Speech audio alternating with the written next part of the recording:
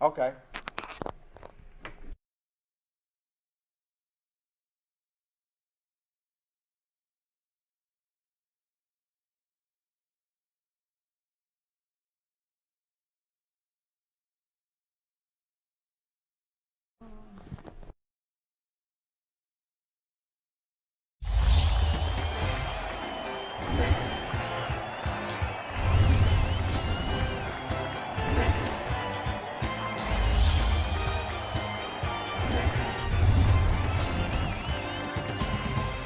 Good morning and welcome to Today in LA. My name's Mike Amos. His name is Forrest Lee, and we're coming to you from our studios on South Grundy Street in Troy, Alabama. Watching us on Facebook, we hope we are, across the nation and across the world. And of course, football season is here. We'll be talking a lot about football season and whatever else comes to mind. Tell us about what's going on, Forrest. Well, I know some exciting news still in Louisiana. The 6 and under Sweeties will be playing today for the World Series championship. I'm not sure if they'll be playing Tennessee or Louisiana, but if it's Tennessee, they'll have to beat Tennessee twice because Tennessee has not lost a game, and I don't believe Louisiana has lost a game either, and I don't know how that's going to work, but they are scheduled to play today. They're still in it, aren't they? Well, they're in the championship series, and they may have to win 2 games to win it all. So good luck to them. And of course, today is the 3rd day of August, and today is Watermelon Day. Watermelon Day, one of my favorite things. I challenge you and Bill Rice to a watermelon seed spitting contest. Oh boy! Of course,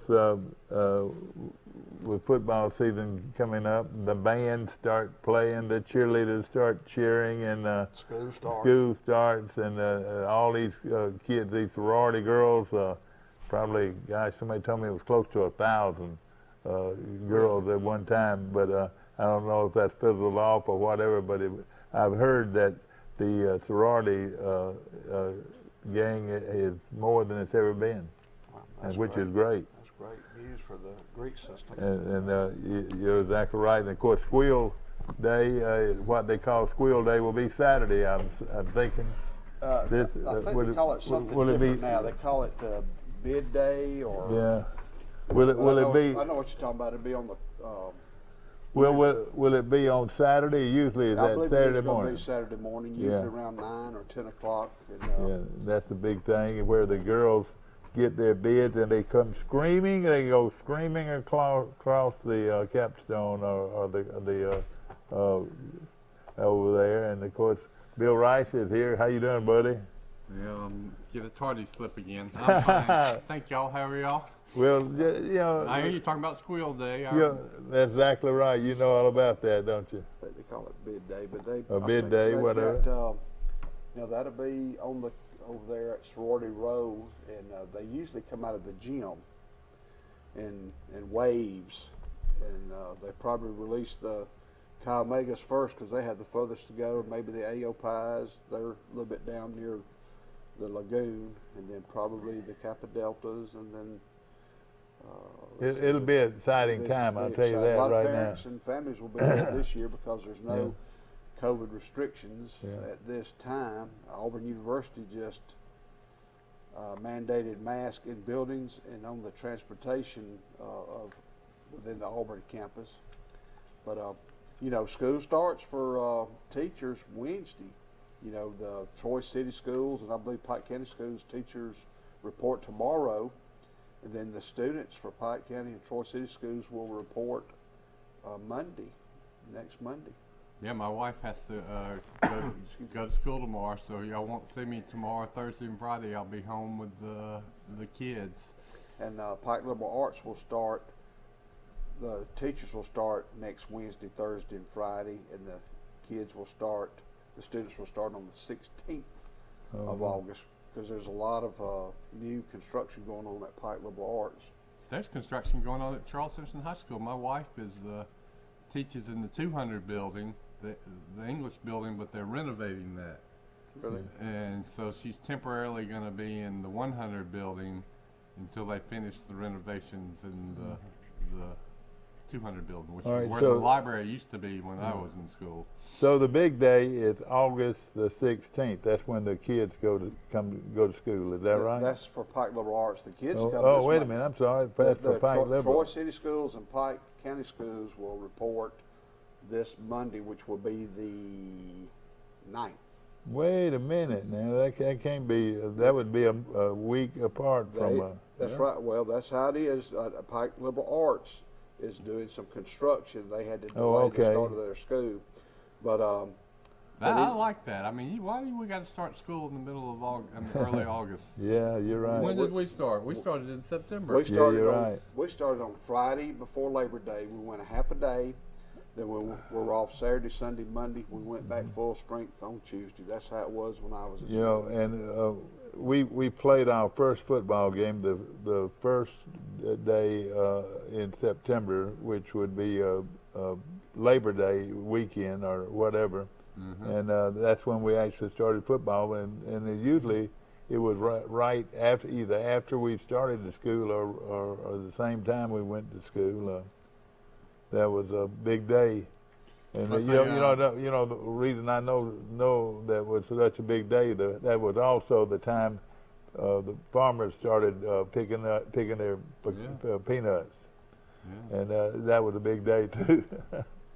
The Sweeties play Tennessee tonight at 6:30. Just got a text. And I think they have to win twice. So good luck to the Sweeties 6 and under. They'll play Tennessee at 6:30 in Alexandria, Louisiana. And it'll be best they'll have to beat them twice. I believe that's correct. I'm waiting for the final response. Is Louisiana out of it? Yes, sir. If it's Tennessee and Alabama. Well, that's an exciting time. Can you know, it's amazing to me that these are 6-year-old girls and that they're going through all of this. Yeah, Spending the night at that motel all these days, and they've been there since Sunday, or how long they've been there? Since last week. I talked to a local. Guten Morgen. You talked to a local? I talked to a local coach. I won't mention his name, but he represents a team that does a lot of ball playing, and they were in a tournament recently that they had to end up forfeiting toward the latter rounds because some of the players suffered from heat. That's They unbelievable. played in the Yeah. middle of the day, and so I get it, boy. So good luck to you sweeties out there, and of course that's and then the also another team is getting ready for their playoffs is the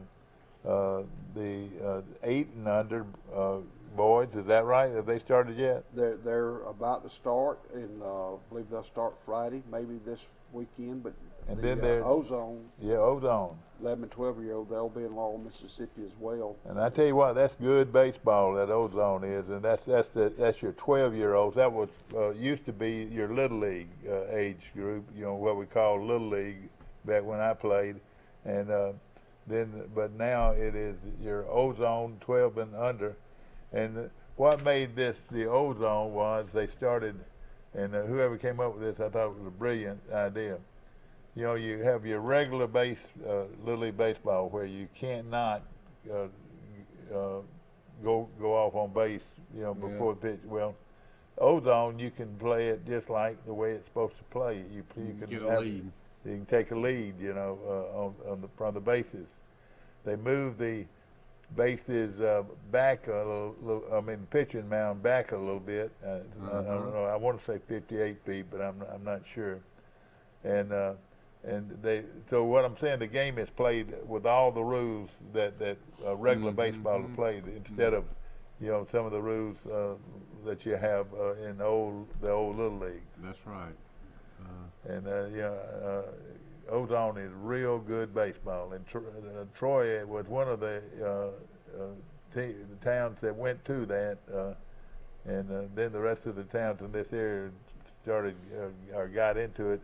And now, more or less, all of them are playing Ozone. Yes, It just makes it so much better. How you doing, Michael? Mike Amos coming in here Hi, from Grayton Beach, Florida. How's the weather down there? it's raining right now. So not going to be beautiful conditions. Looks like it's going to rain pretty much most of the week. I tell you what, if I'm a peanut farmer or maybe even grow cotton or wherever, the rain had been very conducive for growing a crop, I would think. What do you think, Rice? You know, I don't know much about agriculture, but I would think that this just about daily rain, but not downpours all day rain, had to be just perfect for farmers and crops. I saw some stuff on Facebook last night. There was really bad flooding in Montgomery. Y'all seeing those pictures? I did. A lot of little communities were underwater. Right. My mother-in-law and Frankie Fryer that watched the show, they lost a tree in their backyard, fell and hit one of their storage sheds. Good morning, Frankie Fryer. No, Frankie caught a many a pass for Pike County. I don't know if it was a wind gust, heavy water, or maybe lightning. I don't know. Haven't got a full report. Saturation of water. Well, they finally got around to making sure that Coach Saban was satisfied with his salary. He shows here that his base salary for this year is $275,000 a year. Yes, $275,000 your base salary. Then his what they call his oh boy. Yeah, well, his they call it incentives, but he calls it, oh gosh. That probably comes from the athletic department. Yeah. And not Well, exactly. 8.425 million is what it is. And then he gets another 275. I'm looking at your worksheet there, Mike. So that takes it up to 8.7 million. Yeah, that's what he's making, 8.7 million, and he Now gets. his overall package puts him at over 11. Well, yeah, that's right, and he gets a $400,000 a year raise each year through 2028 and 29. So Well, all that new money coming from Texas and Oklahoma will make that seem like a drop in the bucket. But that would end, like you said, that would end up being 8.7 million this year, and it goes up $400,000 a year until the 28th and 29th. You know, think about money in football. I've had a eureka moment. A light has come on, and I talked about it briefly the other day on the show that everybody talks about the SEC getting this money and getting greedy. But the real people making money and behind all these moves is ESPN, which is actually Walt Disney Company. They own ESPN. And what they are doing is they are owning the content of college football. They want to make all these college football games they carry, and they carry a lot of them, but they want them to be as attractive as possible. And they want the leagues that they have to have the premier teams that everybody wants to watch, and more importantly, will pay for, either by having being a customer of a local cable company, or Michael, you can help me out with this. Streaming is coming, and, you know, pay-per-views kind of. So they say if we got these passionate college football fans, and they are in about 20, 25 states, the most passionate fans in sports, they will pay for our content, and we'll have them just where we want them. I've always heard that, you know, the NFL is the most popular sports league, and I guess it is as far as TV ratings, but I don't think the NFL has the passionate fans that college football does. Matter of fact, I know they don't. So ESPN is banking on literally, we're going to have these passionate fans that are going to be willing to pay for games, and they're not going to cut the cord, and that's going to set us up big time. So while the SEC will make a lot more money, in Alabama and Auburn, ESPN is going to, you know, they're behind the curtains and pulling the strings. Don't you think ESPN is orchestrating all this? Would it be collusion? Well, is that a I have word? read, Is that a big, I have read stories that the Big 12 might file a lawsuit against ESPN, saying that they orchestrated this move of Texas and Oklahoma to the SEC to enhance, because ESPN has ESPN's a partner with the SEC. I mean, they own the SEC network. I don't know if that's going to happen, but people think that that's really what went on behind the scenes. So that's something to watch for in the future. Well, and it said their conversations with Texas started in fall of 2020. There's an article the Texas president put out about when they started officially talking to the SEC about membership. Yeah. I mentioned Saban's salary and what his overall picture looks like. I've got it somewhere around $730,000 a month. Oh gosh! Is what his salary is. I didn't get in the fine tune, but around $730,000 a month. And he makes money from Aflac and his Mercedes-Benz dealership. You're right. So that's just a percentage of it. So that's he is. He's got to be one of the 10, 15 richest people in the state of Alabama. Yeah. what have you But it also says ESPN will wind down the Longhorn Network. Yeah. There's specifics that have been discussed. Texas and ESPN signed a 20-year deal worth $300 million in 2011, but industry expectations have been the Longhorn Network wouldn't continue as a standalone entity once Texas joins the SEC, which already has the SEC network. So that's the answer to the Longhorn Network. Yeah, Mike, check your sound out a little bit. We've got a little bit of. So that story said. I just don't have any cell service in Grayson. That's what the problem is. Only have one board. I got you. That story said that Texas started talking to Sankey and the SEC last fall, but I think Sankey's been talking to ESPN longer than that. And then here's what else is coming. If some of these smarter people than me are right, they're not going to stop with Texas and Oklahoma. It's Florida, Clemson. Ohio. There's going to be a super league of college football that ESPN is basically, for lack of a better word, going to own. And if you're going to watch those games, you're going to have the ESPN platform of, delivery of content. It's all called content, is what they're getting. Right now, Of course, they're on the front porch, and exactly right. Those two, it sounds like it could be Clemson, or Florida State, or Florida.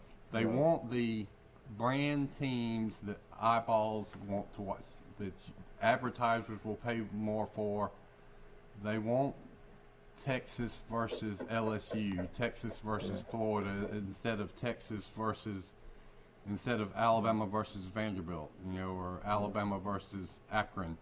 They want every game they put on to be must-watch TV, really, and that's what they're going to get. And I think they're going to be more. They are so much smarter than the other networks. They own college football. These other networks go after the NFL, but you only get 2 or 3 games on Sunday in the NFL. And let me ask you a question: Would you pay to watch the Seattle Seahawks versus the San Diego Chargers? I mean, you'll watch a game Sunday if it's on, but you don't really care about hardly most of the games unless you have a bet on it. You have the option to have an NFL game plan where you can watch every game. I mean, I know a lot of people that have that. All the bars have that. But I think that they are saying it's not the total number of fans; it's the interest and the fan passion that they really want to. They want to get the most passionate fans, and so they're getting the fans in the SEC, a few in the Big 12. They're eventually going to go after a few in the Big 10, a few in the ACC. All the brand teams, and there's probably about 25, 30 of them. The blue bloods of the sport. That's who they're going to group together. Well, Clemson would be, I would think, be a logical next in line to go, and then possibly would you take Florida State, maybe, or You would actually take Miami. Florida. You could take Florida State, but they're down right now. but they'll be back. Georgia. What about And Oklahoma State? I would say Oklahoma. I would say. Ohio. No, we've already got Oklahoma. We already got Oklahoma. Oklahoma State. Yeah. Or The Notre Dame No. come? Yes, of Yeah, course.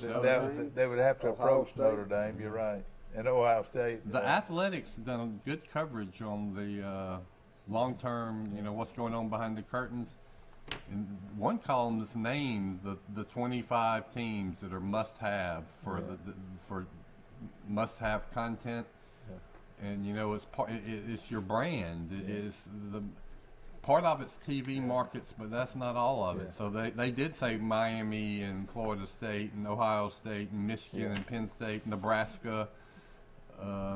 If they could usual suspects. If they could do a dream thing, it would have to be Clemson and Ohio State. It's a dream. They call it they call it a super league, and that's what they're going to. If it was Clemson and Ohio State, you could forget about the rest. And they don't need this super league. Does not really need the NCAA. Yeah. They're going to cut the NCAA. Yeah. If they want to, these schools want to stay in the NCAA and the other sports, but they don't need any NCAA involvement for football. But how's that work? You'll have How it'll be regulated. Playing, 17, 18 national championships. Basically, you'd be starting all over in a new league. I guess, new football. A big boy was what John Longshore calls it, big boy league. And then they're going to keep going, and then you're going to have a couple other super conferences, and the end game I think is about 70 teams that are going to be in the, and then there's 130 teams in Division I, so the other 60 they'll have a league, but it's going to be kind of the AAA league in my mind, and that's where Troy's going to be. Won't be a bad league. I mean, it'll be Troy playing AAU and Wake Forest. Well, they won't. That's the ACC team. They won't be. They'll be playing maybe Memphis and Tulane and Rice. That's pretty good. That's pretty good football. Yeah. Tell you what, LSU's hurting this morning. Miles Brennan broke his humerus, and he's that was that quarterback we were talking about, Mike. He is from Long Beach. He played against Troy when Troy beat him several years ago. Miles Brennan, he hard luck kid. Long Beach, Mississippi. According to Ed Orgeron, he did not disclose the nature of his injury or how it occurred, although he did describe it as severe. The Athletics reported that it was his humerus on his non-throwing arm. Now, seems like the Johnson kid had beat him out probably anyway, I would think. You think so, though? I don't know. I don't think Brennan was going to be the starter. Well, I think that leaves him one scholarship quarterback besides Johnson. Yeah, the other guys at Auburn. I tell you what, LSU is one of the most unlucky places. They cannot unless this guy can make it through the year. Their quarterback situation's bad. You say they're going to make a call to Jacob Free and see if he wants to play football? Jacob Free, brave, courageous, and bold. That's what kids are singing down at Brantley High School, Brantley Elementary. I tell you what, I'd make a call to a guy that's starting games in Division I football. Yeah. You're talking about Jacob Free going to Strawn, but of course the head coach is going to be Ashley Kilcrease. Yeah. And on his staff, he'll have the Lowrys. He'll have David. Oh boy. His son Trey and his other son was at Demopolis. Can't call his name right now. Coach Lowry's going to come back. He's going to help, along with his two sons. Will be helping Coach Kilcrease and that's Strawn. Look out for Strawn. Coaching staff. Exactly. It'll be just a matter of time. Yes, sir. Strawn, a halftime score from Andalusia. Strawn 28, Andalusia 24. That may take a year or two. But, that's their big rivalry. Strawn wants to beat Andalusia so bad, Well, the quarterback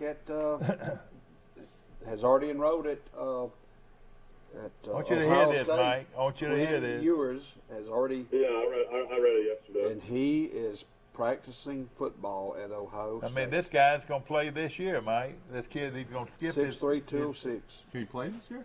Evidently so. Yeah, he's got He's his practicing. Yeah, and he has to have his high school credentials and everything. Well, it's like the kid from Opelika that went to South Carolina, and he played as Very a high similar. school senior. So Very I guess he can similar. do it. Very Yeah, similar. definitely. He's now at South Alabama. But if they start doing that, they're opening up a huge can of worms. If they tell the, Those worms have been let out.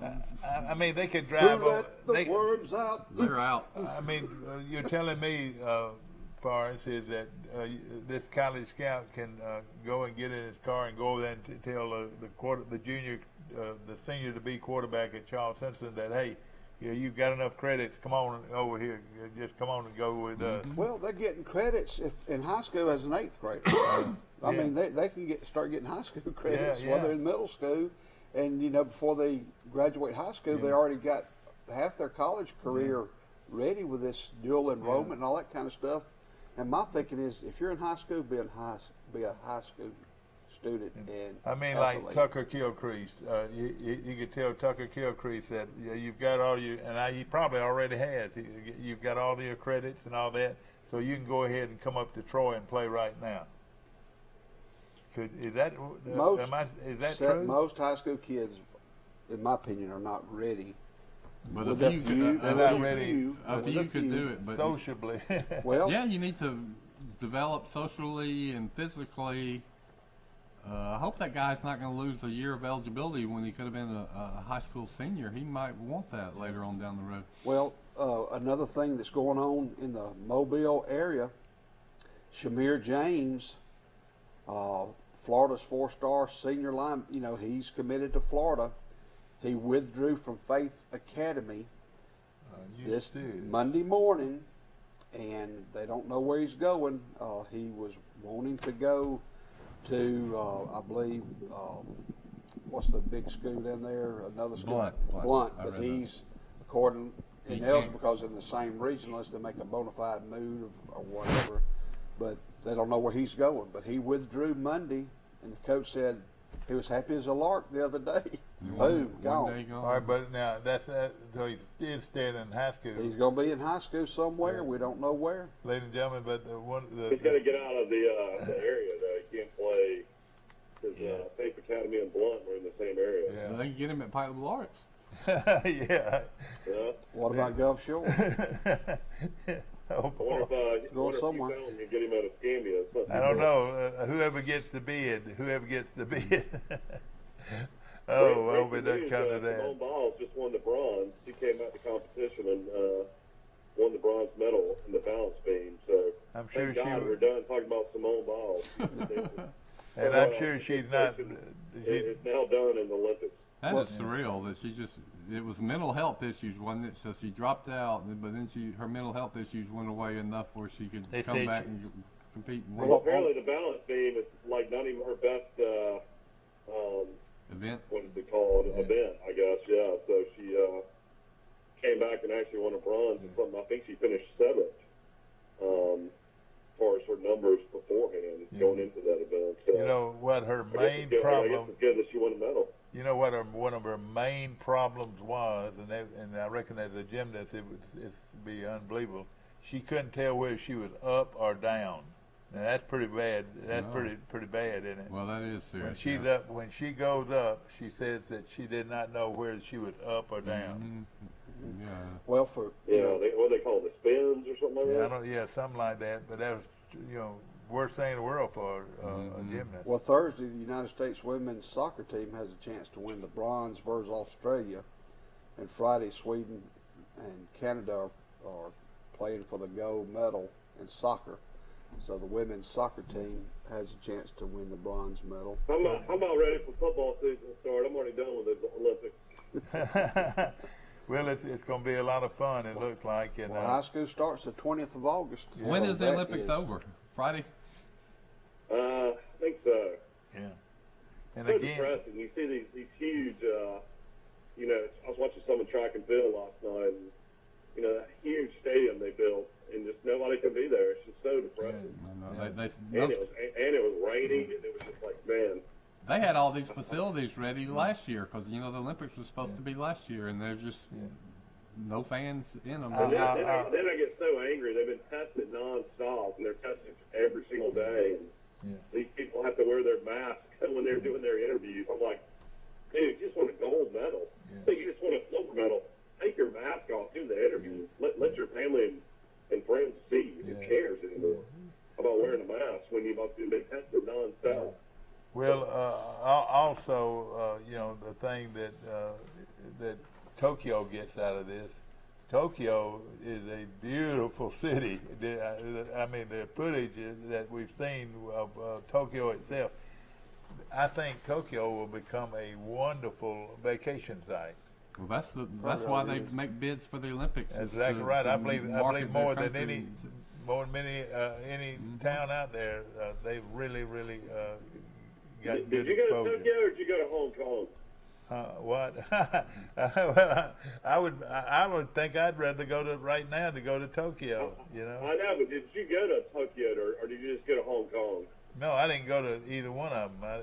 I didn't. No, you went to China and then y'all went to Hong Kong. I went to China, but we went to Shanghai. We flew out of Shanghai to come home and flew into Beijing when we flew in and Shanghai. Of course, Shanghai population 34 million. Oh my gosh. All right, here's a trivia question. Where will the 2024 Olympics be held? That's a good question. That's going to be in Paris. That is correct. Paris. Okay, Paris, well, that's France. Paris. You're right. I hope everything's all this this virus and everything is So out that'll of be here. in 3 years. I mean, you won't have to wait as long. Yeah. But well, maybe things will be back to normal in 3 years. I think the virus is just going to be the flu from here on out. We're going to have the rest of our lives. Well, we're on the Delta variant, so we just go through the Greek or military alphabet, so it'll be Echo. Foxtrot, Golf. We'll be on about the zebra. Hotel. The hotel. India. and right now, Troy, Yeah. Alabama. We're going to have the red stripe, and then after that, we're going to go to Southwest. And right now, Troy, Alabama is in sight, possibility of winning 3 national championships in baseball and softball. World Series. World Series. National. Well, I guess. Former President Donald Trump is coming to an Alabama rally in Coleman on August 21st. You think there'll be a big crowd for that? Oh boy, so. Coleman! What is old Coleman doing? Coleman gets a Trump know rally? it. Golly. Troy could get a Trump rally then. But Coleman of all places, Mike. No, I've never been to Coleman. Also, the mask policy has been reinstated at Auburn University.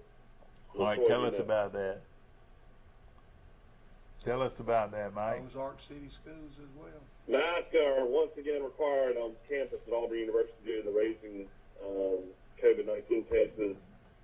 Concerns over the Delta variant. The university made an announcement that masks will be required starting Tuesday, August the 3rd.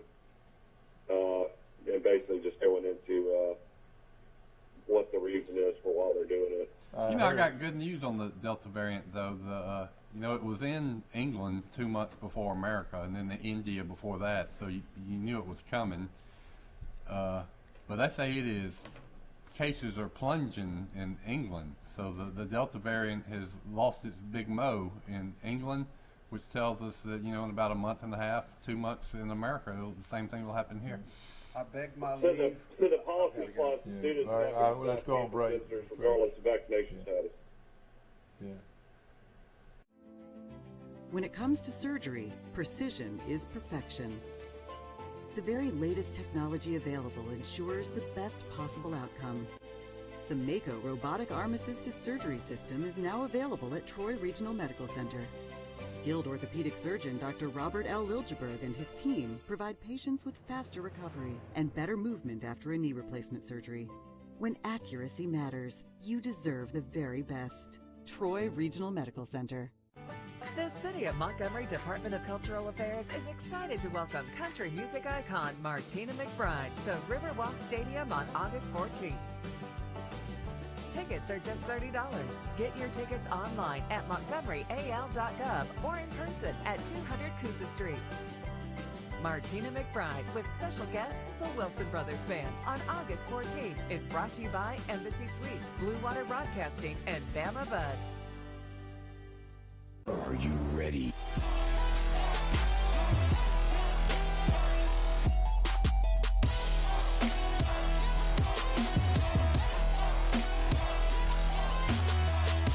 Starting August 20th. Since 1904, Badcock Home Furniture and More has supported neighbors and helped them feel just right at home. And for our 117th anniversary, we're raising $117,000 for American Red Cross Disaster Relief. Plus, get special savings throughout the store, including our Legends Anniversary Mattress, all with no credit refused. For style that feels just right, it has to be Badcock. Badcock Home Furniture and More. Just right. Aren't going to have one. Oh gosh. But who, you know, When it comes to surgery, precision is perfection. The very latest technology available ensures the best possible outcome. The Mako robotic arm-assisted surgery system is now available at Troy Regional Medical Center. Skilled orthopedic surgeon Dr. Robert L. Liljeberg and his team provide patients with faster recovery and better movement after a knee replacement surgery. When accuracy matters, you deserve the very best. Troy Regional Medical Center. good haircut makes a difference. Back to our show, and of course we were talking about haircuts. I've got a haircut, and he's got a haircut. I went longer than I've ever been in my life. How long would you guess you went? Getting a haircut, and as long as you slick it back, you can have it as long as you want.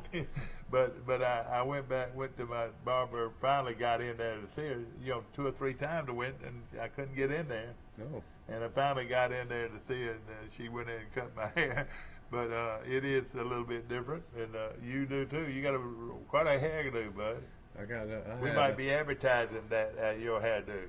I had a lot of hair. That's why a lot of the times the last week or so you saw me wearing a baseball hat. When I get my hair gets that long, I put on a baseball hat. Ladies and gentlemen, I think we're going to have some real concerns within the next few days or or months about the status of high school football. I mean, there's rumors, different players. I'm not mentioning any names, but there's rumors that some schools have a numbers problem. Whether or not they can have a football team, you got to have a certain amount of That's players right. To do it play safely, you do. You can't play with 15, and 20 players. I've heard of people what the guy told me the other day. They're robbing us. Well, people getting transfers to other high schools. It's in high schools and college. And then college, exactly. What's going to happen there? And we're talking about today. There's a possibility that one of the best players in the country is thinking about not playing his senior year of high school and maybe actually enrolling in that college because at Ohio State for Coach Dennis from Troy. It's already a done deal. And Michael, and the thing about it, but this could happen all over the country. They could go tell the kid at say Opelika High School right now that if he wants to go ahead and enroll in Auburn, he could. I hope that's not the fact. Nick Saban gets $800,000 every time Alabama wins the national championship. Yeah, Mike, do some math. $800,000, and then if their graduation rates among the top 4 in the SEC, that's another $100,000. It's amazing all these different incentives he has in this contract. Well, they called it, which I thought was funny. It says,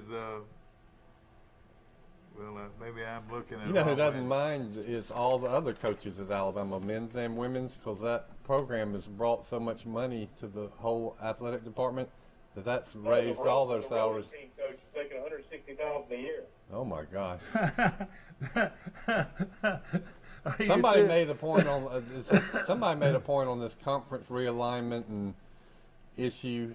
Said, how much money do you really need? I mean, do you need to pay your girls golf coach $300,000? You can probably get a good girls golf coach for $75,000 a year, but they're going to pay them $500,000. Alabama pays their softball coach Your softball coach. $500,000 a year.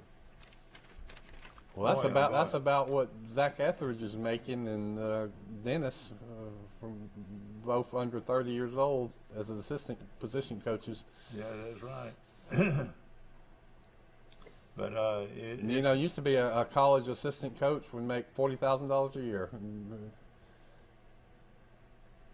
Man, oh man. So it's you're You want making to hear some SEC records that will never be broken? yeah. This is SEC football by the numbers, 10 single-game records that might never be broken. The first one is Auburn's. It says coming off their national championship team in 1957, Auburn kicked off the 1958 season with a 13-0 conference victory over Tennessee at Legion Field. The Volunteers finished with minus 49 yards rushing and 19 passing yards. Oh. So Alabama, in that game, Auburn held them to minus 30 yards. Yeah, isn't that amazing? That was coming off the national championship year, wasn't it? Yep, I say that one will never be beat. I agree with that one. Yeah. And then most rushing touchdowns by an individual, Ole Miss halfback Arnold Showboat Boykin carried the football only 14 times in the Rebels' 49-7 victory over Mississippi State in 1951. So he had 7 touchdowns on 14 carries. Not bad ratio. Yeah. But you know, Most interceptions thrown when quarterback John Reeves left Florida. He had the most passing yards in college football history and also the most touchdown passes in SEC history. Associate Press had him all SEC team 1969. But apparently in one game he threw 9 interceptions. 9 interceptions. against Auburn, wasn't it? That's right. Isn't that amazing? That's like the LSU. Remember when LSU? 38-12. You remember when LSU had that game against Auburn 1 and they kept passing? They had about 5 interceptions in the second half. Ooh. Boy, And the most receptions ever in an SEC game, Josh Reed, everybody remembers from LSU, he was a great player. He had 19 receptions Against in LSU's 45-21 victory over Alabama and Tuscaloosa. I remember that game. who had 19? Chabert? Josh Reed. Yes, Josh Reed. it was. Really good. It was every pass was wide open. It was the worst Alabama secondary ever. I think they had some quarterback who wasn't that great, and I think he threw for 650 yards. Yeah, it was Rohan Davey, threw for 528 yards against Alabama. 528 yards. And then this is another record, fewest plays defended team, 24. When Ole Miss beat South Carolina 33-0 in 1947 in Memphis, the Rebels didn't spend much time on the defense. They only had to play 24 snaps against South Carolina. Gosh, bro. And then this is another record that probably will never be beaten. Most punts individual, 30. Kentucky's punter, Burt Johnson, kicked the ball 30 times in 1934 in a game. Oh, man. I'll tell you one that won't be beaten. A team record, not an individual record. Dad's senior year at Alabama. You know how many points Alabama gave up the whole season? 24. 25. 25 22 in the regular season. That won't be beaten. Then most points team, 93. SEC teams have scored 63 points in 3 different games in 2020. But in 1936, LSU posted a 93-0 victory over Southwestern Louisiana. What do you think some of these Alabama offenses, they wouldn't have called off the dogs, could have scored 100 points? Oh, yeah, you're right. You know, Coach Bryant, some of those wishbone teams, when Coach Bryant would play the 3rd and 4th team, as somebody said on our show the other day. But if he hadn't, yeah, those teams could have scored 100 points in a lot of games. And here's another one, all-purpose yards individual. In Kentucky's 35-30 victory over South Carolina, Mo Williams ran for 299 yards and also had a 73-yard kickoff return, 57 yards receiving. He had 429 total yards in the game. That's an SEC record. Who is that? Mo Williams. Mo Williams. Back at Kentucky. He played in the NFL. Okay. Mike, you remember this game, and I was at it. I think was it Virgil C. or that played for Coach Bradshaw against Livingston that had 3 kick returns in one game for a touchdown. But were they all punt returns, or was one of them a kick? Virgil C. It was punt returns. They were all 3 punt returns. All 3 of them were punt returns. I don't think that'll be ever beaten. I don't know. But you might have been at this game. Alabama has the all-time record most rushing yards by a team at 748. Who was that against? Against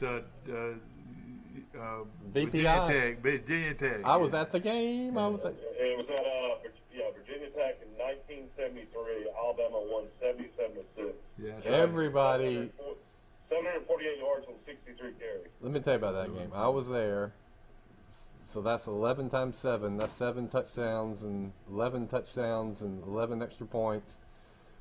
I sat in front of Sue Dye. They got us the tickets, and Pat Dye was coaching. He was on the field, but I was at that game. I'll never forget it. You know what I've been trying to come up with, y'all. Then we're gonna jump back and forth. Corky Park, Jimmy Taylor, Wilbur Jackson, and Richard Todd ran for at least 100 yards apiece in that game. Oh, they were getting 15 yards a carry. Jimmy there. Taylor was from. Also, Calvin Culliver had an 87-yard touchdown run. All right, let me ask y'all. All right, tell me where those guys were from. Do you know? You remember where some of them were from? Calvin Culliver was from not Bruton. From Bruton, from East Bruton. Wilbur Jackson, of course, was from Ozark. Richard Todd was from Mobile. And Taylor was from Citronelle. He was from Citronelle. Ah, that's amazing. You remember that. Where was Corky Park? Park from? Who now? Corky Park. I never heard of I never heard of him. You mean he played on that team? That's what they're saying. You see how things can change, though. That was the worst football team in college football back then. VPI, they went by, but they became Virginia Tech and became one of the best football teams. And their quarterback was 15 years later. Their quarterback went on into the pros and played well as a pro quarterback. And Don Strong. That's right. You're exactly right. What? It was Jimmy Taylor at Alabama. He was like a third-string running back that was very, very good. That he had better players in front of him, but when he got his chance on that night and showed what he could do. And he was from Citronelle, Alabama. That's where he was from. Down there in the bayous of Mobile. So those are S&P records they say will never be broken. You know what I was chuckling about earlier was. When they talk about Saban's salaries, they said his base salary will remain at $275,000 a year. Listen to this: his talent fee for 2021 was $8.425 million, and will continue to grow at a rate of $400,000 a year annually. So it will reach all of that talent fee. Will reach $11.225 million in the final year of his extension. With his base salary and talent fee again, he is set to make $11.5 million at what do you think, Coach? 2028. What do you think Coach Saban's net worth is? I don't know, but probably about. You probably could do that on Wikipedia. Yeah. Probably about. At least $75 million. I will say this, and I think I'm right by saying this. I think he and his wife give more to charity than, or Coach Saban gives more to charity than any coach ever. I think he gave $1 million last year, didn't he? Mm-hmm. Something like that. Mm-hmm. So he gives back to charity, and of course, I'm sure Uncle Sam appreciates that, He gives back. He's given to when they had their latest building campaign for the athletic department. He stroked $1 million check. Yeah.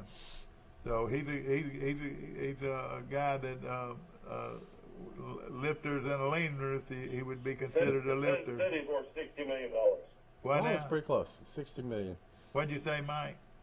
It's now worth $60 million. What, Saban? Bear just rolled over in his grave. O'Bear, he owned a little bit of the Ziegler's place and some other places. I'm sure Coca-Cola, he had a little stock in Coca-Cola. Wouldn't you say that? Golden Plate potato chips. I'll tell you somebody who's got a net worth greater than Nick Saban in his own town. You can tell me who that is. What, in his hometown? In Tuscaloosa. Paul Bryant Jr. Oh, yeah, Coach Bryant Jr., yeah. Yeah, he took what Coach Bryant had and made millions. Turned it over many times, yep. Yeah. But it's all in good, it's all in good faith, though. It really is. Nick Saban was not even going to go into coaching. He was going to go into the automobile business, and his college coach, after his eligibility expired at Kent State, Don James, who was a great coach himself, called him in there and said, "Nick, I want you to be a graduate assistant for me." He said, "Nah, I don't want to do that." I want to but his wife, Miss Terry, was a student there at Kent State too. She hadn't graduated, so he had a year anyway. So he said, "All right, I'll just do it for a year until she graduates, and the rest is history." That's right. Now, of course, he owns part interest, or I don't know if what percentage of the Mercedes plant that of course, Mercedes dealership in Tuscaloosa, and another town too. Yeah, what, Birmingham, or where do you Memphis know? maybe, or Nashville. So he's got another interest in Nashville, or in Nashville or Memphis. It's Nashville. Oh, okay. You see him up there every once in a while doing events. Well, of course, we're looking forward to the Trojans of Troy hitting the field. They say, I think it's going to be Friday, where they actually the team will hit the field for the first practice of the 2000. Well, let me ask y'all, how did the LSU quarterback break his arm in the off season? I don't know. It's a good question. Who is that? The LSU's guy that was competing for the starting job broke his arm. I'm wondering, was he lifting weights or? Oh, it wasn't recent then, was it? It was recently. All right, okay. I don't know how do you break an arm? Yeah, but we're going to take a short break, and we'll be back to more of Today in LA. The City of Montgomery Department of Cultural Affairs is excited to welcome country music icon Martina McBride to Riverwalk Stadium on August 14th. Tickets are just $30. Get your tickets online at montgomeryal.gov or in person at 200 Coosa Street. Martina McBride with special guests, the Wilson Brothers Band, on August 14th is brought to you by Embassy Suites, Blue Water Broadcasting, and Bama Bud. Are you ready?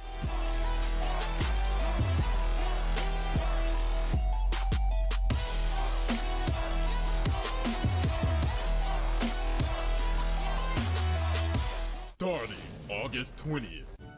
Since 1904, Badcock Home Furniture and More has supported neighbors and helped them feel just right at home. And for our 117th anniversary, we're raising $117,000 for American Red Cross Disaster Relief. Plus, get special savings throughout the store, including our Legends Anniversary Mattress, all with no credit refused.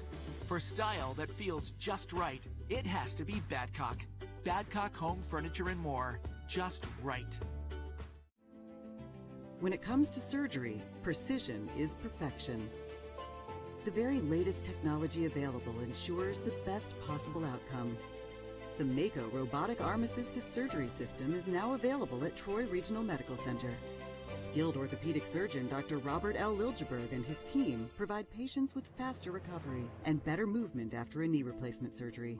When accuracy matters, you deserve the very best. Troy Regional Medical Center. Lily.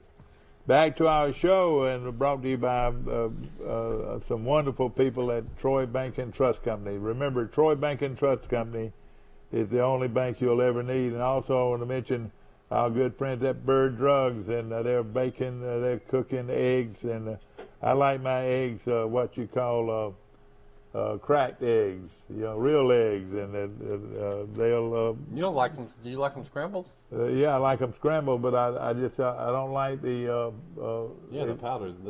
I don't like my eggs coming in a milk carton. I like them cracked and. You like cracked real eggs. And they'll crack real eggs, real eggs, and they'll do it for you at Bird Drugs this morning. It's delicious. Great biscuits, great sausage, great bacon and ham or whatever. Great coffee. A lot of people like BLTs for breakfast. Do they really? Yeah, so that's bacon and tomatoes and lettuce. I got some leftover chocolate birthday cake. You know what I'm going to have for breakfast when I leave here? What do you do? Chocolate birthday cake.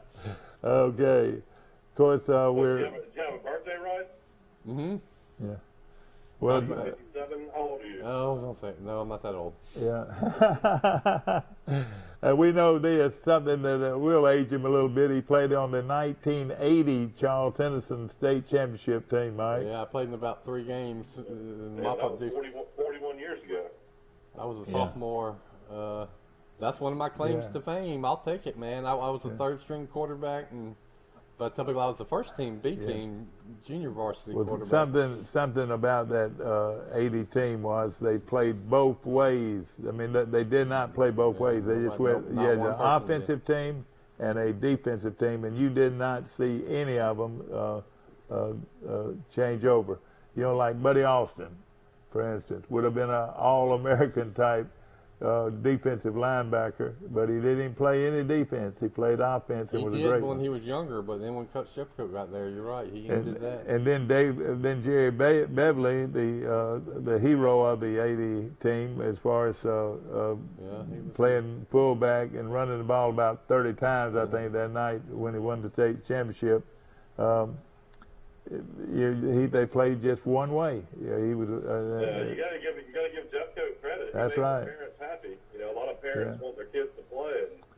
He Jeffco never played guys both ways. That's right, and another thing too. He had a bunch of offensive linemen that weighed 165, 175 pounds, and he could have had about five guys over 230, 250 if he wanted to. Yeah, well, and at the same time. He coached like a college coach would coach, and that was and then that started Andalusia started doing it and then they followed his lead. Yeah, we had a lot of that no huddle offense was unique. The wishbone was a fair amount of people did the wishbone, but he not playing anybody both ways. I guarantee that was unique. And then Michael just said. Thomas is 6'4", 290, a legit 6'4", 290, and he only played one way. Yeah. Can you imagine if he would have played tackle? Because you already had Brent Williams in my class. Yeah. That was 6'6", 315. Yeah. And of course, we had some huge guys. Yeah. Here's our starting center on that state championship team with Ross Davis. Ross probably weighed 160, 165, right. 5'10", 5'11". That's your starting center. A very good center, too. The biggest offensive lineman we had was probably Joey Dennison, might have weighed 230 as a guard. And, one of the McClellan boys was another guard. He might have weighed about 230. Patrick Johnson was a tackle. He might have weighed 195. Him and Jeff Davis split. And Jeff probably weighed 185. Chad Carter was an offensive tackle. He might have weighed 210. Kevin Ingalls was the tight end. He might have weighed 200. Jerry Beverly was the fullback. He probably weighed 180. Barry Tucker was the quarterback. He weighed about 145. That's right. Mike Lott was the starting tailback. He weighed about 150. Yeah. My Lott was a really good athlete one. He was a good baseball player too. Yeah, he was, and he was tough. He was a tough kid. Now he Wayne was a great blocker. Now Wayne Davis, did he play on that team? He didn't play on that team, did he? No, I'm gonna go ahead. Let me go ahead and finish the starting lineup. I think it was a guy from my class. Might have. The two tailbacks were Kenny Smith, one of the few people in my class that played super fast, and then Alex White, who was a really good athlete, was a tailback, and then the wide receiver was Ken Anderson that caught the winning touchdown in the state championship game. Another thing about old Kent, he was a great kick returner. He sure was. Ran back a lot of kicks. Very good. And he was not big. And then Kenny Keith had played wide receiver. Right. I'll tell you what, that season, there was one guy that switched from offense to defense. It was Kenny Keith started the year splitting the wide receiver with Kent. And then early in the season, Coach Jeffcoat moved him to cornerback. Yeah. And so Kenny Keith, now the coach in That's right. Providence. He's the head coach at Providence. He became very good. He wasn't big, but he was tough and really good. Now, Michael was your tight end, wasn't he? Michael. He came later, Michael Kelly. You mean he did come later? He was a class behind me, so he would have been a freshman that year. He wouldn't have been on the varsity. All right, okay. But he was really good. They didn't move the JV team up late in the season like no. we did when we were in ninth grade? No, like somebody like Michael Kelly could have come up and played, or Kyle Ingalls, somebody like that, but they didn't. Michael Kelly caught a lot of touchdown passes. That's our ninth grade year. I remember how exciting that was. Yeah. I tell you, that is, you could talk about that team all night long, and it was a very well coached team. And who were some of those coaches on that team? Okay, let's see if I can name Coach Jeffcoat, coached the offensive line too. Eddie McCarter was the quarterback's coach. He was the basketball coach. And McCarter did coach football, didn't he? He knew absolutely nothing about football, but he gave me my nickname Snake. Okay. Let's see. Rick Moody, who's a good Facebook friend of mine, was the defensive line coach. That's right. Very good. Mike Hogan was the linebacker coach. That's and right. the defensive coordinator. The defense really won us the state championship. And I coached Mike Hogan, huh? Why nope. He had been on it before, but that year he wasn't. A guy named Stanley King that was. That's right. He was a great coach. He was the defensive back coach. He was All-American at Livingston. I think that's it. I think the only offensive coaches. I can't think of another offensive coach besides Coach. I think Coach Jeffcoat coached the whole dang. And something else about him. Now you're gonna laugh at me when I use this word. But you're. I'm probably missing something. No. But looking at your team it was they wore on the road. They wore orange helmets with white jerseys and white pants, and but the thing about it was plain as day, but it was also a crisp look. It was a good looking good. Then at home, it was a orange jersey with orange helmets and white pants. Isn't that right? Yep. And that team was senior. They didn't wear navy. They wore. Isn't that right? Didn't y'all wear plain? We wore white jerseys, and then that year I think we wore orange. Yeah, I think so. At home maybe. But I tell you what, if you could get some film on that, do you have that film? Nope. Boy, if you could watch that film of that game, all he did was he took the ball away from what was the name of that? Hartsville. He took the ball away from him. I think it was something like 40 minutes to 20 minutes. Wait a minute, high school those 12 minutes. We controlled the time of possession. Just totally dominated. I read quotes from Hartsville players later. I think they won the state championship the next year or got back. Yeah. And they said, "Oh, we should have won it the year before." We had about 500 yards of offense, and they had about 200. We should have beat them a lot more than we did. And then Jeffcoat just controlled the ball with Beverly. I say he ran 30. He might have ran 40 times. I don't know. Well, we had a backup fullback named Ricky Terry that was really good too, and it seemed like Jerry got some cramps or missed a couple series in that game, and Ricky Terry just picked up right where Jerry did. Yeah, that's exactly right. And they didn't do anything fancy at all. Nothing fancy. They ran it right at you with a fullback. And I tell you what, if you missed this assignment, who is this? Is this Millie talking? Yeah, that's Millie. She's on camera. Mary Prater and Millie coming in here talking, wanting to talk this morning. She wanted to hear some more about that state championship team. Yeah, we've had a lot of fun talking about it. We can't see y'all. You can only see us. I do. I see you. You look wonderful, and that's Millie. That's his younger daughter, and then Mary Prater's his older daughter. Yeah, Millie and Mary Prater started school. We found out who Mary Prater's teacher's going to be. We're really excited. Oh yeah. Yeah, we actually have orientation on Monday, and then we have her first day of school on Tuesday. She starts kindergarten, and then Millie will be in the 3-year-old class, which is hard to believe because she's not as big as Mary Prater. Michael just realized that Fox Williford, do you know Fox? Fox Williford is one of his neighbors down there. Isn't that right, Mike? Yeah, well, I mean, I knew he was one of my neighbors for the last 2.5 years, but he has a son that will be in kindergarten at the same school as Mary Prater. That's great. That's great. You'll have a Williford and Amos. Boy, that Williford, you better watch him. If he's like his granddaddy, he's going to be one of the best players ever played at Charles Henderson, I'll tell you. You know, that 1980 year was unique. I'm probably the only person that remembers this. I had 3 teams I pulled for, and they were the Charles Henderson Trojans, the Troy University Trojans, and the Alabama Crimson Tide. 8 games into that season, 1980, all 3 were undefeated. That's right. Charles Henderson stayed undefeated. Alabama lost to Mississippi State in a game everybody remembers when Don Jacobs was stopped at the goal line late in the game. Yeah, that's right. Fumbled, didn't he? So that took Alabama from number 1, and that was Alabama's first loss. And then Troy, Coach Bradshaw had Troy undefeated with Willie Tullis as quarterback. And then Troy lost its last 2 games to North Alabama and Jack State, our 2 rivals, and they were both close games that could have gone either way.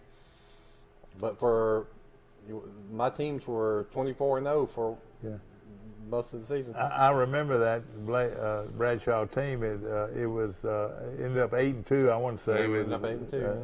And a very good football team, no question about it. It's just the way the breaks go. I mean, those 2 losses both of them could have been wins. But now the year before, the Alabama loss to Mississippi State could have easily been a win. You know, everybody talks about the 80 team, and it was a great team. But Charles Henderson was also good in '79 with Jerry Beverly and Buddy Austin in the backfield, and Buddy Austin was a great running back. That's a good lesson for us as we're looking forward to this. Look at the teams that were pretty good last year that were coming on, and because you could tell that Charles Henderson had turned the corner and was going to be good. Plus, that senior class was. I've counted it up. I think there were like 25, 26 players, seniors in that class, and almost all of them played, and they had been playing together since they were little kids. You just don't have many senior classes. Did you have 25 players on your seniors? No way in your class. Well, I had close. We had a big senior class. Y'all did? I know this, that back when I played, only 1 junior actually started, and that was Perry Green. He was a center. Oh. And of Perry course, Green was a center? Yeah, he was a center. He was a good center, too. He was the starting center for 2 years in a row at Charles Henderson. And, of course, I played with a great bunch of seniors, led by Rusty Gibson and Sonny Williford and Buck Corley and Johnny Teal, the quarterback, and Mike Amos, K.T. Cole, Charles Ammons. Mary Prater's want to say hi. Hey, Mary Prater, how you doing this morning? You had a birthday, didn't you? How old are you? Well, her birthday's coming up. Oh, her birthday, that's right. It's coming up. How old will she be? 5. That's right. I'll go back. Speaking of that, on the offense, that state championship team had 2 people that weren't seniors start. Chad Carter, who was a junior, and let's say Alex White. I remember old Chad Carter, yeah. That's 2 on the offense. On defense, the only player that was not a senior that started was Emory Ellis. My next door neighbor, yeah. Now, he split time with my best friend, Charles Bradshaw, so they would play one series in, but they were outside linebackers, so that position was not, so 10 players on defense were seniors. So that's 10 on defense, 9 on offense. 19 of your 22 starters were seniors. Now, Bradshaw was not a senior, though. He was a sophomore. He was a sophomore, But he played a lot. Him and Kenny Smith. were the only people from my class that really got a lot of playing time. Boy, what a football team it was to watch that team, and it was nothing. See, the thing about it, there was nothing fancy about this bunch at all. You know, they were not. You know, they just did their job. You know, and were a great team. I would say the '80 team at Charles Henderson High School was maybe Charles Henderson's greatest team of all. No question about it. I think even it was a great team, but the best team in Troy history was the team that Bobby Marlowe was a senior on. Oh, yeah, probably was. They went undefeated too. Yeah. Not only did they go undefeated, I looked at their scores one time when I did a story about them. Man, they beat everybody 45 to nothing. Yeah. It wasn't even close. And they couldn't tackle Bobby Marlowe. The 2014 team was special too. They blew out everybody. What team, Mike? The 2014. Oh yeah, that was a great team. My Yeah. team that went to the state championship game undefeated. Yeah, Well, Mike coached on the team that should have or easily could have won a state championship. That team that lost in the semifinals by a field goal, you said at the end. Weren't you an assistant coach? Oh, I was at. Well, we lost to. Oh shoot. And they went on and won the state championship, right? Yeah, Russellville. They had won 33 straight games, and we got them down to the final field goal with 7 seconds left, and they kicked it and beat us on a 47-yard field goal. The kid had never kicked a field goal in his life. How long? 47 yards. Someone blocked it. Well, he kicked it through, and they beat us 10-7. And then they went on and won the state championship, right? You know who made a huge play in that game was Steve Flowers. Steve Flowers made a fabulous catch in that ball game to keep us to tie the game, and then right there at the last, they were able to kick a field goal and beat us. That team doesn't get enough credit because they would have won the state championship absent that Russellville. Well, I can run down a list of great players played on that team. You know, and boy, there were some good ones. What year was that? That was 70, 71? Yeah, something like that. Yeah, but we had some good ones on that team, and then who was the coach? Coach Tompkins? Jim Tompkins. Jim Tompkins. He's a great coach. Jim Tompkins was a super coach. So after Jim Tompkins came Coach Wood? Yeah, that's. I think he was there for a while, 2 or 3 years, and but Jim Tompkins' teams were never threw the ball. We probably didn't throw the ball but 5 or 6 times all year, and that was a jump pass. You didn't have. We ran out of a power I with two back and a fullback right next to each other, and we followed them.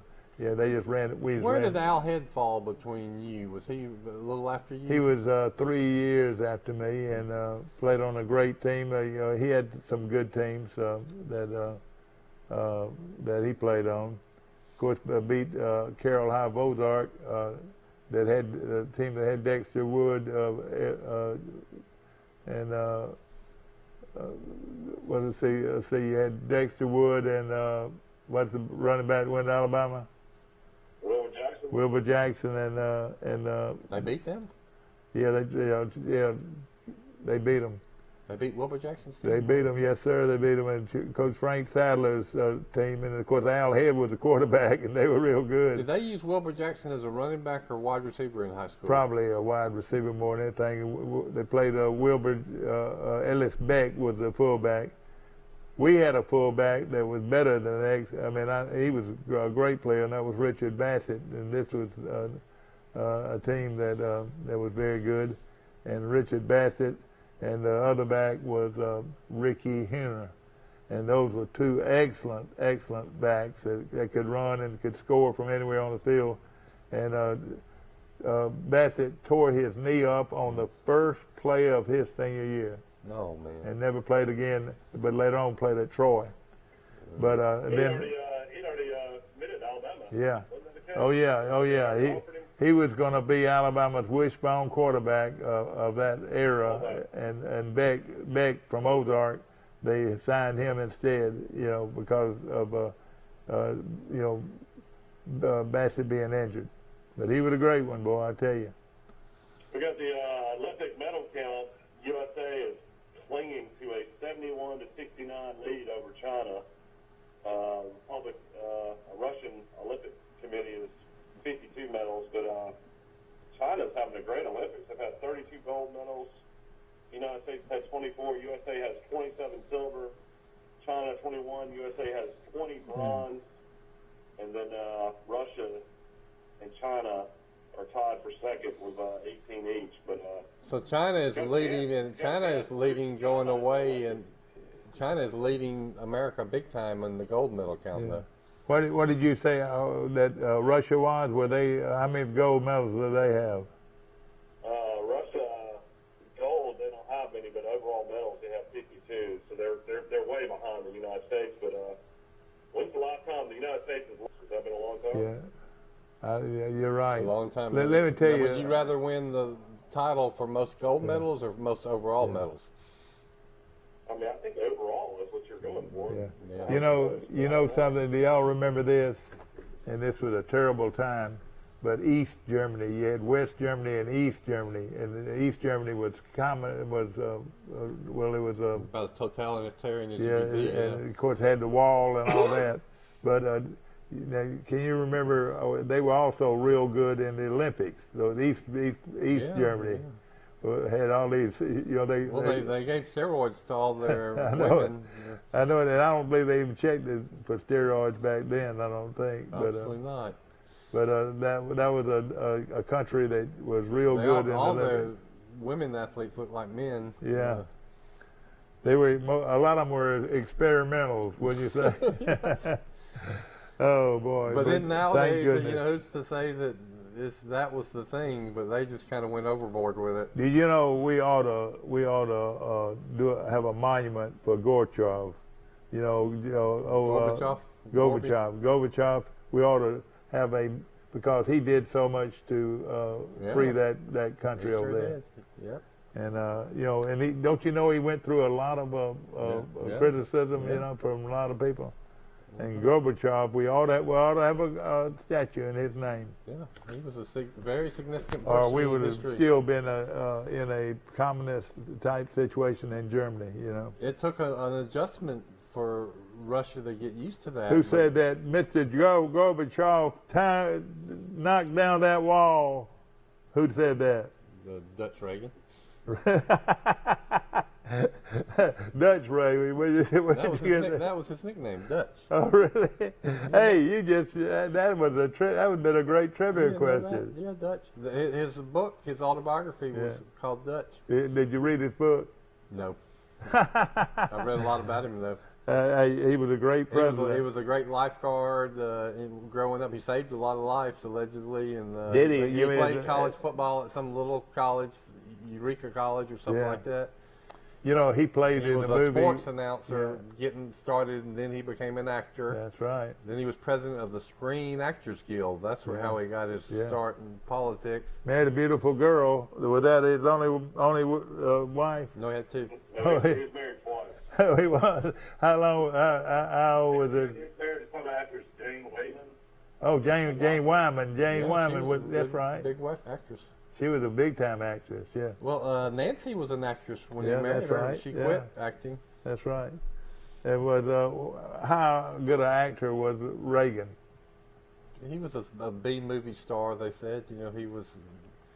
He made a living out of it, but he would not be an upper tier actor. Did you know when he got shot, a lot of people just took it for granted that he was just wounded and he'd be fine. Yeah. A lot of people, the real story was he liked to die, isn't that right? Yes, I think so. And that would have been terrible to lose Reagan. Well, Brady ended up being paralyzed for life because of that. Yeah, that's right, sure had did. Major neuro disability issues. Yeah, that's tragic what happened to him.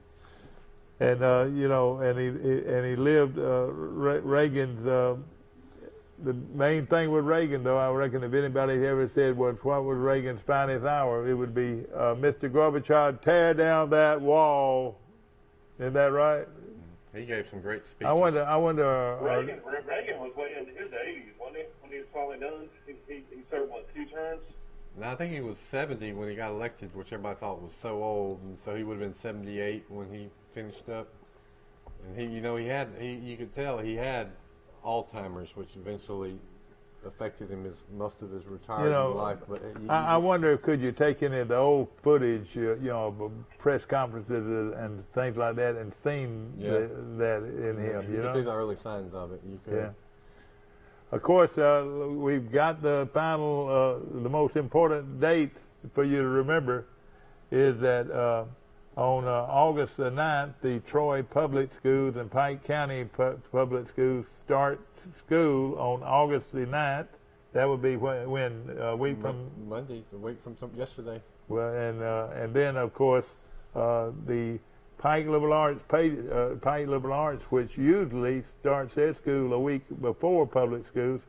Pike Liberal Arts will start their school on the 16th of August. So they would have already played a football game, wouldn't they, Rice? I think they're. Pike Liberal Arts has a gym. Yeah. Both Charles Henderson's supposed to play Pike County on the 20th, I think. Want to mention Premier Dodge Chrysler Jeep and Ram trucks on the bypass. They're dealing like they have never dealt before, and that's quite a deal that you can get today at Premier Dodge Chrysler Jeep and Ram trucks on the bypass here in Troy. My kids are excited.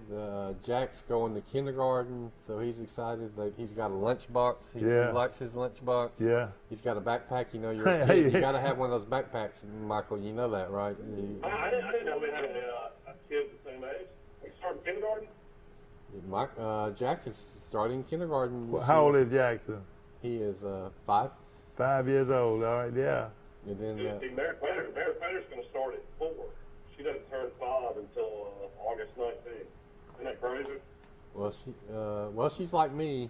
I had an August birthday, and I guess I went ahead and started. Your mom and dad, should they have held you back? You might have been better, don't you? I liked it. I was okay. Yeah, of course you would have been better because I grew a ton between my high school senior year and college freshman year. But you know who would have really helped is my brother Rush. He's got a November 22nd birthday, so he was 6'5", 250 when he was a senior. Never really did much in football until he got to play for Coach Jeffcoat, and Coach Jeffcoat made him into a pretty good offensive lineman. Yeah. But here's the thing: Rush played his last high school football game. He was the starting tackle. Mark Davis was the quarterback. He was only 16 years old. So if he would have been held back, he'd been big, wouldn't he? He would have, and had another year of Coach Jeffcoat in the weight room and all the confidence he built, because he got really pretty good the last couple of games of his senior year. He would have been a college football prospect. Did your dad ever go watch him practice?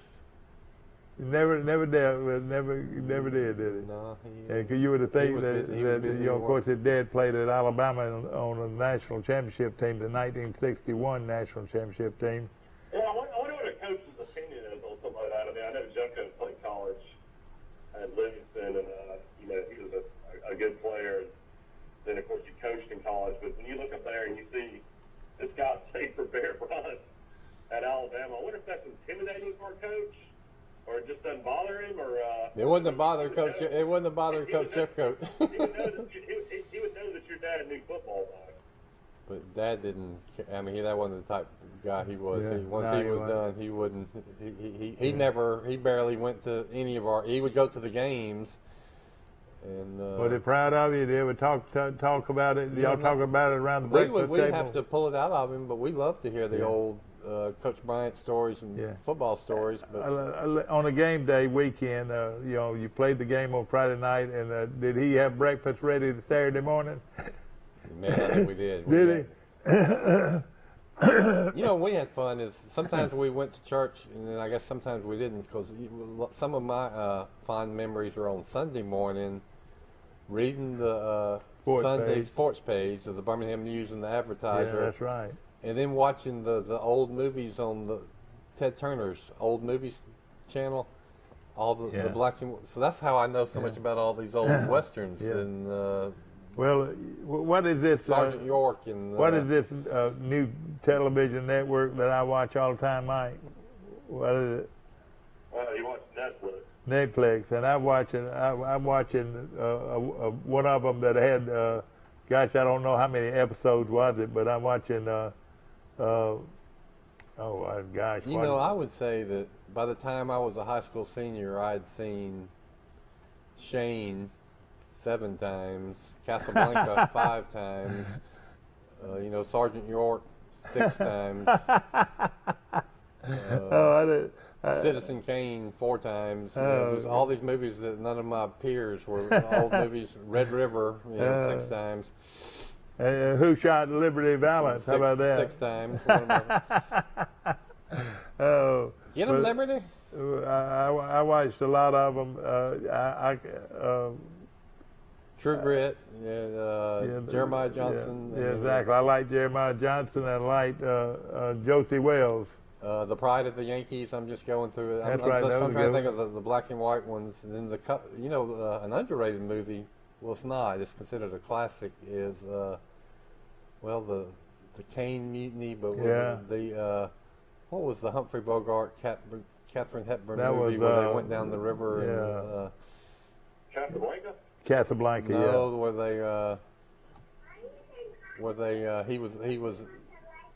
he was in Africa, and I can't think of the name of the movie. Well, a football season is coming. As I said, band practice is going full blast, and don't you know it's awfully hot for these kids that are practicing football and band and cheerleader, and you know, Charles Henderson got a tremendous cheerleader program now. Didn't their cheerleading coach just have a baby? Had something like 22 girls out that are on the cheerleader squad at Charles Henderson. And then Pike LeBlanc's got the national and they have championship. the national championship for 7 years in a row, or I don't know about the national, but they've got the state championship for 7 years in a row, or now maybe going on 8. I don't know. But they have a great program and good, no question about it. So we can be proud of our 2 local high school teams with great cheerleader programs, and of course. What else plays? We all talk about football, but aren't there other fall sports that get started? Is soccer still played in the You fall? would think soccer would, and I'm thinking there's. Or did they move it to the spring? I don't think Pike Liberal has a soccer team. I don't think so. I might be wrong. Volleyball? That's volleyball's a fall Yeah, I sport. think they do have a volleyball program, and they have a couple other programs going on. Some of these programs we don't give enough attention to. Yeah, we'll try to do better. Mike, what else is going on? What can we look forward to? I mean, I guess we need to find out what Troy's going to report. Well, they hit the field Friday, I think, Mike. Yeah, I mean, can't wait to see it. I guess we need to start trying to get some of these hospital coaches on. Yeah. This coming season. That's right. We'll try to do that, and we'll try to pick up some in the future. I guess somebody from Troy Campbell goes out and interviews teams anymore. Yeah, I think my day of doing that is gone. You know, I love doing that. Well, we need for years. who's your successor that's going to do it? I don't know. We need to have somebody, but I don't know. Forrest Lee would probably be good at Forrest that. would do Yeah. it. Well, get him to do it. I can do it, but I'm not going to do it. How much you weigh? How much you bench? I did it for 20. I did it for 25 years, or maybe even longer than that. Maybe 30 years. Some of them you would talk to a little longer. Just when something popped in your head. Oh yeah, that's right. And Charles Henderson, always could relate to a dad that played for Charles Henderson. Well, you know, these kids were probably nervous when they had they were only on the air for about 12 seconds, but they were still nervous. Exactly. And of course, it was hot out there. Of course, we did it every. Some kids were nervous, and some kids had huge personalities. Yeah. It's crazy. And then they had the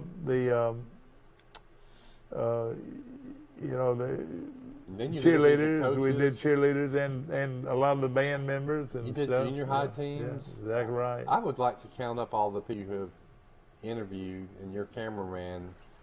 It's thousands and thousands and thousands. You know, when we're doing the cake auctions, and I'm not exaggerating, I would say we've done at least 50 cake auctions, maybe 100. You know, we've made a lot of money for organizations. I mean, like in that little brief hour and a half, we made $2,000 for the little kids 8 and under. I that bet are you going have done out. 100, and I bet you your average fundraiser gets at least Eh. $500. So that's you've raised 100 times 500. Is that what, And then I $50,000? looked in the mailbox yesterday and I got a note that I had a check there. I said, "What is this for?" Well, it was for a girl that bought two cakes at the cake auction, and they sent it to me. So I've got to find a way to get that paid up.